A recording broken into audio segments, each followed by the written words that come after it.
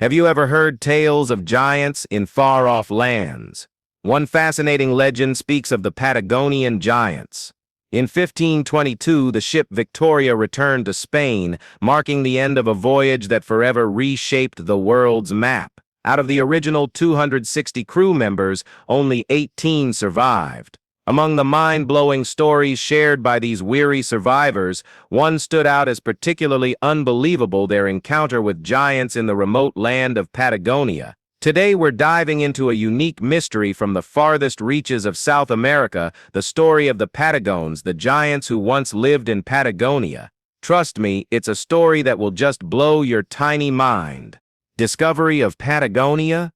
In the early 1500s, a period marked by bold exploration and territorial ambition, European powers raced to chart new lands, secure trade routes, and expand their empires. Among the iconic explorers of the era was Ferdinand Magellan, a Portuguese navigator who led the first expedition to sail around the globe. While Magellan's name is widely known, the full story of his journey isn't complete without mentioning a lesser-known yet vital figure, Antonio Pigafetta. Pigafetta's detailed journal, the main record of this historic voyage, offers invaluable insight into one of history's most important maritime undertakings. But what happened when the crew came across a mysterious group of people in the southern region of Argentina? In September 1519, Magellan embarked on a bold mission from Spain, commanding a fleet of 5 ships in search of a westward path to the Spice Islands. The voyage was fraught with obstacles, from violent seas to brutal weather. But it was along Argentina's southern coast, in what we now call Patagonia, that the crew witnessed something truly extraordinary. As the ship Victoria charted the unfamiliar waters off the Patagonian coast, the crew was stunned by a surreal sight on the shoreline. A massive figure danced and sang in a language completely foreign to them. This towering figure was unclothed and energetically tossing handfuls of dirt into the air, leaving the crew both amazed and uneasy. Antonio Pigafetta, the expedition's chronicler, documented the moment with awe, describing the giant as so tall that the tallest crewman barely reached his waist. This encounter marked the beginning of a series of unforgettable moments. To show peace and goodwill, Magellan sent a brave sailor ashore. The man, torn between terror and wonder, cautiously approached the giant, who continued his joyful ritual. This small but bold gesture sparked the first bridge between two entirely different worlds. The giant, initially wary and startled, responded with visible curiosity. Eventually, the figure guided the crew to a spot where they could offer him food and drink. During this interaction, something unintentionally hilarious occurred. The giant saw his reflection in a mirror and collapsed in shock. This unexpected reaction broke the ice, and the encounter continued as the giant later brought the crew to meet others from his tribe. However, Magellan had another idea. He planned to take 2 giants back to Spain. To earn their trust, he offered them small metal trinkets.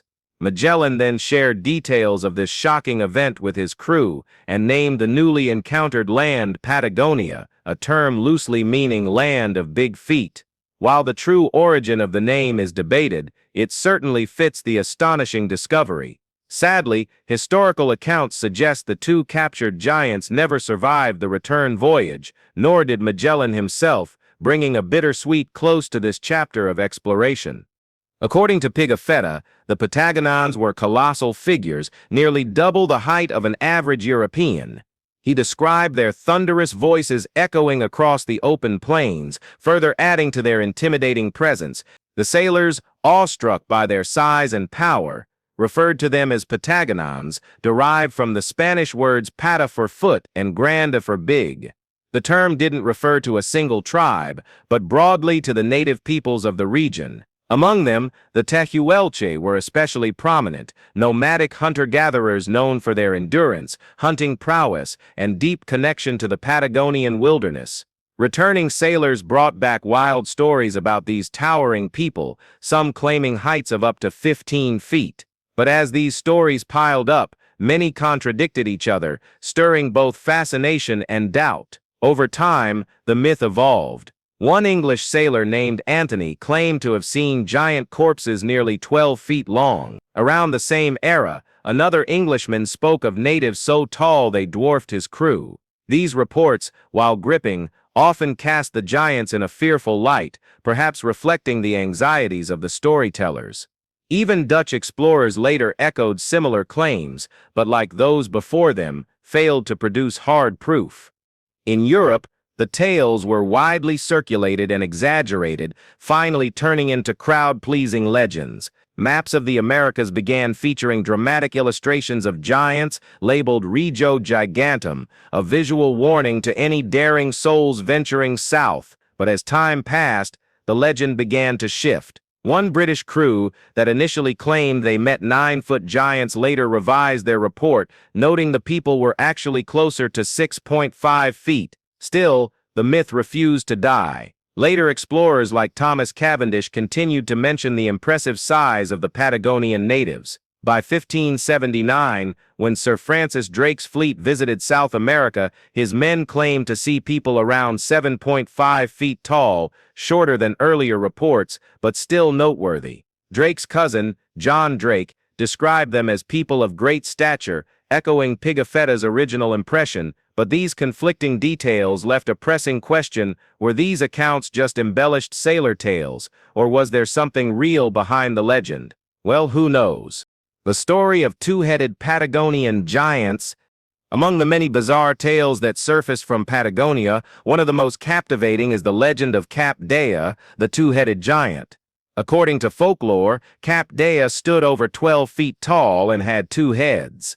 His story begins in 1673, when Spanish sailors allegedly captured him and held him deep within their ship. Despite his massive frame and power, Cap Dea endured harsh treatment, regularly whipped and beaten by his captors. In a desperate attempt to break free, Cap Dea tried to escape, but was fatally wounded during the struggle when a pike was thrust into his chest.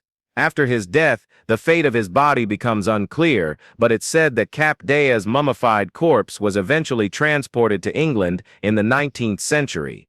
His remains passed through several hands and were exhibited in sideshow attractions, including at Western's Birbeck Pier in 1914. By 1959, Cap Dea was acquired by Thomas Howard and, after multiple transfers, eventually settled in Baltimore.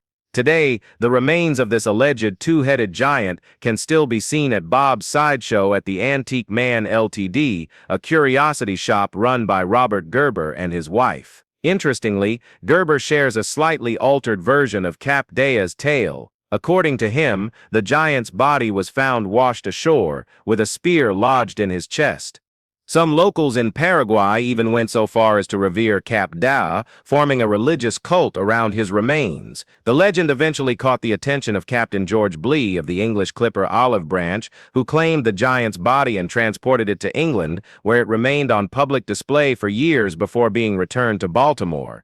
While skeptics argue that Cap Dea's existence is highly unlikely, particularly given his enormous size and two heads, some believe he might have been real. After all, conjoined twins do occur, and the tallest man ever documented, Robert Wadlow, reached 8 feet 11 inches, proving such heights are possible. Still, despite ongoing debate, no conclusive physical evidence has ever confirmed Cap Dea's authenticity. Those who have examined his body insist there are no visible signs of taxidermy or artificial stitching, which only deepens the mystery.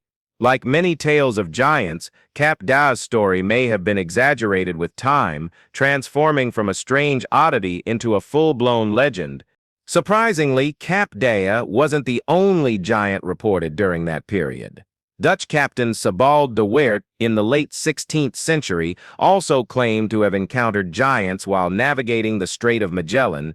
According to his account, his crew spotted 7 massive rowboats, each manned by naked giants with reddish-brown skin and flowing red hair. Their intimidating behavior led de Weert to avoid any engagement.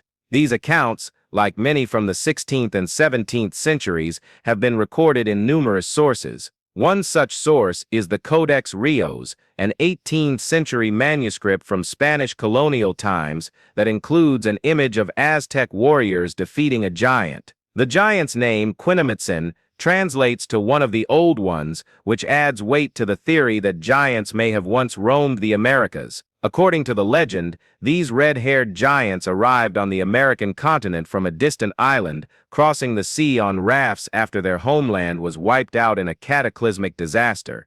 Theories and scientific explanations, but were the Patagonians truly giants?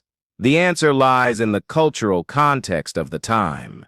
European explorers, often unfamiliar with the physical traits of the native populations they encountered, may have been inclined to exaggerate their size and strength. The Patagones, with their striking physiques and rugged lifestyles, could have easily appeared larger than life to these ocean-faring adventurers. As the modern era arrived, the narrative began to evolve. A British crew's report of meeting 9-foot-tall Patagonians was later revised to a more realistic 6.5 feet in official documentation.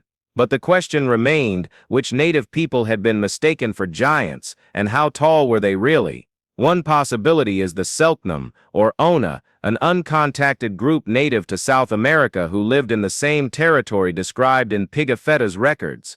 Averaging 5 feet 11 inches in height, they were certainly tall for the time, but not enormous. Tragically, they faced near extinction in the late 19th century due to gold mining and agricultural expansion. Interestingly, a photo from the U.S. Library of Congress, dated between 1897 and 1898, shows a notably tall Selknam man who stood at 7 feet 4 inches. Fast forward to 1766, when French explorer Louis-Antoine de Bougainville recorded his journey to the southern tip of South America. He described the native people as towering, but again these descriptions were highly subjective, lacking any reliable scientific measurements or evidence. To better investigate the mystery, we must consider another Patagonian group, the Tehuelche, indigenous to eastern Patagonia in the 16th century. At the time, European explorers motivated by discovery and conquest often misunderstood the cultures they came across. The Tehuelche, while not giants by today's standards, were significantly taller than most Europeans of that era. While the average European male stood around 5.5 feet tall, Tehuelche men were often reported as between 6 and 6 feet 7 inches. The Tehuelche had a rich cultural identity, much of which has vanished due to colonization and modernization. Their language is now extinct. Their height advantage is believed to stem from a mix of genetics, diet, and environmental adaptation. While the typical European male stood around 5 feet 5 inches, many Tehuelche men surpassed 6 feet, giving the illusion of a giant race to sailors seeing such stature for the first time. Bergman's rule provides one scientific rationale for their size. This ecological principle states that larger bodies retain heat better, suggesting that over time populations in colder climates like Patagonia grew taller and more robust. However, this theory doesn't fully explain all human size differences. Despite these logical interpretations, some ambiguity lingers. Doubts have surfaced about the linguistic descriptions recorded by Pigafetta, which don't align with those of the Selknam or Tehuel. Due to potential exaggerations, Pigafetta may have distorted the narrative to appeal to a curious European readership. Still, the encounter with the Patagon left a lasting impression on Magellan's crew. Pigafetta's journal went on to ignite European fascination with Patagonian giants, stirring both wonder and imagination back home. While some believe Magellan and Pigafetta's account sounds too far-fetched to be real, history shows a consistent pattern. Many explorers claim to witness massive beings in Patagonia. These adventurers, captivated by the unknown, often sought out the legendary giants, layering their own stories onto the growing myth. In a time when large portions of the world were still uncharted, tales of giants in exotic lands caught fire in the European imagination. The Patagon legacy endures in folklore and cultural myth. Throughout history, nearly every civilization has its own stories of giants, from the Nephilim in biblical texts to the Jötnar in Norse legends. These recurring tales of colossal beings seem to strike a chord across ages and continents. Perhaps they reflect a shared human obsession with the extraordinary, serving as metaphors for the unknown or the raw forces of nature. In Patagonia, the Patagonian legends blend with the heritage of the Tehuelche people. These stories honor the resilience and strength of indigenous communities who survived in one of Earth's harshest landscapes. So, what does science say today about Patagonia? Are there archaeological clues pointing to a race of giants once living in Patagonia? While no concrete evidence supports the existence of true giants, archaeologists have found ancient human remains in the region linked to the Tehuelche ancestors. Legacy of Patagonian giants. Studies of these remains confirm that many individuals stood well over 6 feet tall. However, the idea of an entire race of 10-foot-tall giants remains firmly planted in the realm of legend. Interestingly, some skeletal anomalies do point to abnormal growth in certain individuals, but these appear to be rare exceptions rather than evidence of a widespread trait. The stories of the Patagones may have stemmed from exaggeration and cultural misinterpretation, yet they stand as a testament to the influence of storytelling. They reveal how encounters between vastly different societies can produce a rich web of myths and legends. As we dig deeper into the tale of the Patagones, we discover a fascinating blend of exploration, cultural exchange, and myth-making. The tales of giants in Patagonia remind us of the lasting impact of narrative and our ongoing obsession with the extraordinary. The Patagon legacy still resonates in today's conversations about the indigenous peoples of Patagonia, from Antonio Pigafetta's meticulous records to the enduring myths passed through generations. In a world that often seeks to categorize everything, the story of the Patagon reminds us that human history is layered with complexity. Whether real or imagined, the giants of Patagonia invite us to journey into our own curiosity and examine the stories that shape how we see the world. These legends remind us how deeply intertwined history, myth, and culture truly are, fueling a desire to understand what may lie just beneath the surface. The present condition of Patagonia and its people. Today, Patagonia remains a land of raw beauty, famous for its stunning landscapes and extreme weather.